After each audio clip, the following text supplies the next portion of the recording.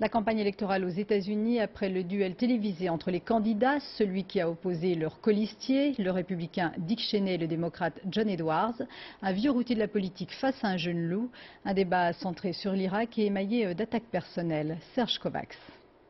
Un duel à couteau tiré avec des sourires de circonstance. Dick Cheney tenait à affronter son adversaire assis autour d'une table. Mais le jeune sénateur démocrate ne se laisse pas impressionner. Il attaque le premier sur la guerre en Irak en accusant Bush d'avoir menti. Monsieur le vice-président, vous refusez encore de dire la vérité aux Américains. 90% des pertes de la coalition sont des Américains. 90% du coût des opérations sont à la charge des contribuables américains. C'est la conséquence directe des défaillances de cette administration. Argument rebattu. Il ne tient pas compte du sacrifice de nos alliés irakiens. C'est leur pays, c'est eux qui montent en première ligne de plus en plus.